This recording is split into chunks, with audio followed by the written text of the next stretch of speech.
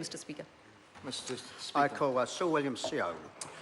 Mr. Speaker, can I just say, in responding to some of the earlier remarks by the previous speaker, that she's completely wrong when she says that the opposition do not support the police force.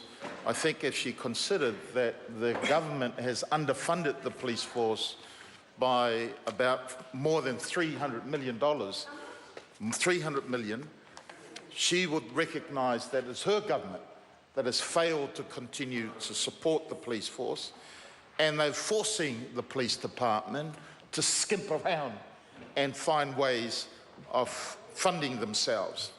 So the Labour Party will not be supporting this bill because we just believe it's wrong.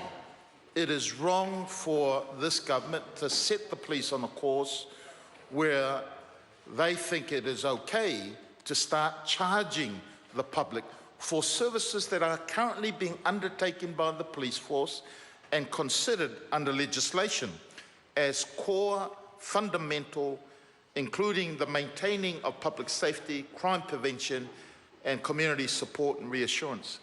So I suspect that the members of the public who would be listening to the debate should read a red flag with this kind of bill, because I think most New Zealanders would agree with me when I say that many of us agree with the principle of solidarity.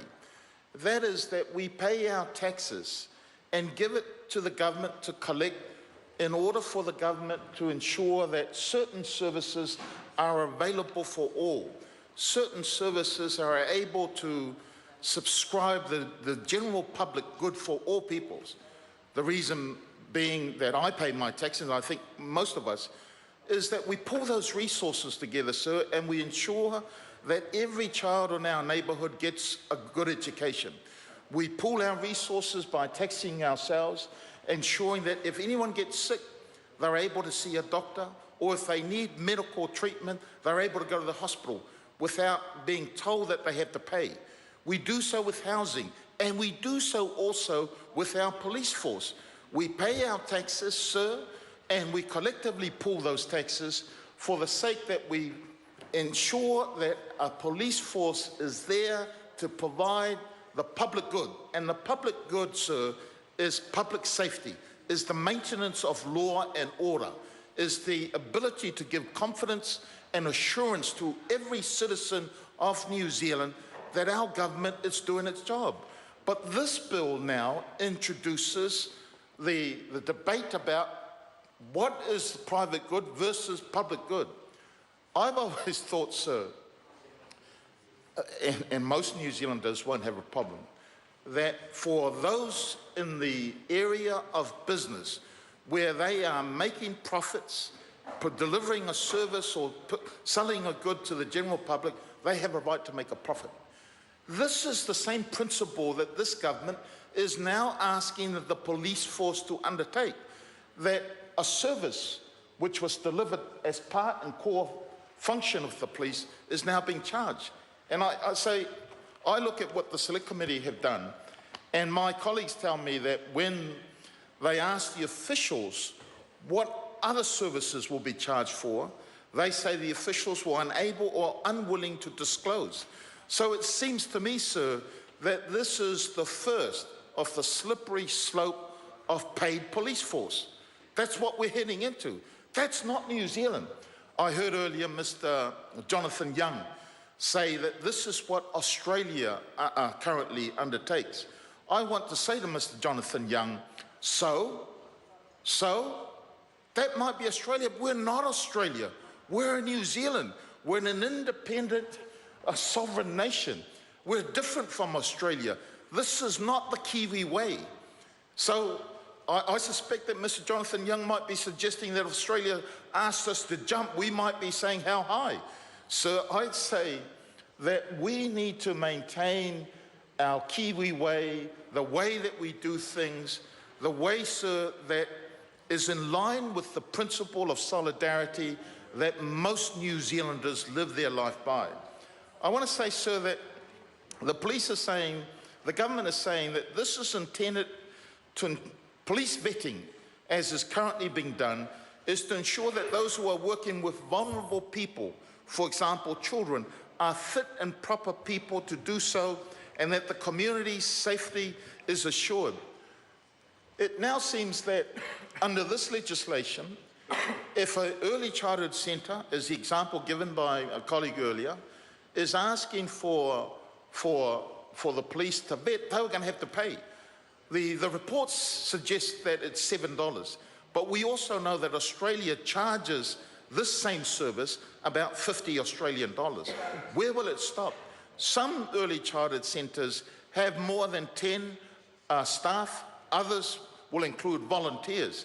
But there also is a concern from Salvation Army, organisations that are at the coalface of trying to meet some of the challenges that have been imposed on this country because of a lack of caring and because of the direct consequence of this government's public policy. I understand, sir, that most, if not all, of the submitters on this particular bill will oppose to this. Let me read out what they say here. So that most of the people who made submissions to this say that we believe it is totally inappropriate for future major changes for the police to start charging for this services.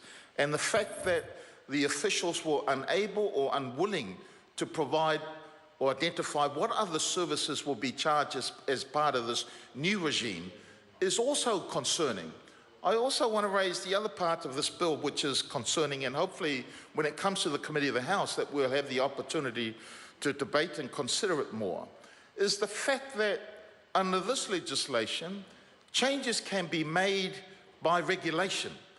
That is, without coming to this House, which has supreme authority of our laws, these changes can be made without any knowledge of this House. And I dare say, sir, that this is a slippery slope that I don't think is appropriate. I said earlier that the public listening to this debate, this should alert them as a red flag into where things are going under this government. I say that there's been a pattern that has emerged where, of the debate in terms of private good versus public good, we are slowly but assuredly and more deliberately, despite the subtleness, being moved towards paying a user-charge society, more of our services being privatised. I give the example of our prisons.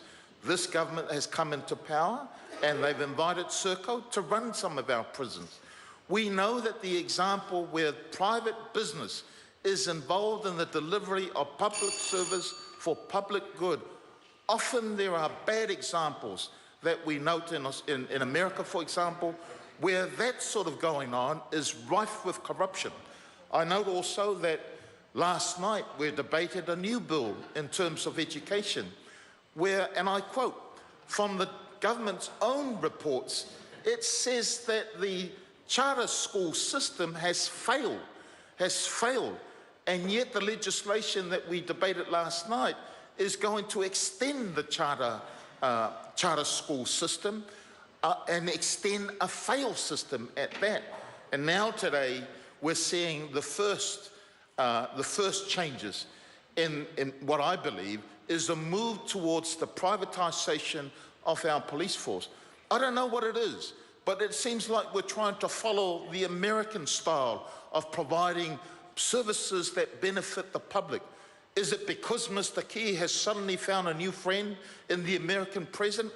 I would hope that if he does rub shoulders with him from time to time, that he remembers that New Zealand is a sovereign nation, is an independent nation, and that as small as we are, we have to maintain those things which make us different from the rest of the world. And so I want to say that in terms of this bill, it is wrong. This is the start of the slippery slope. Well, first we'll start charging community organisations that may want individuals vetted for the sake of maintaining the safety of our community. What's next? Does that mean if my house gets burgled, that I'm going to have to pay the police before they come and investigate that burglary? Is that where we're heading to? I hope not. but I don't believe that this government knows where they're going.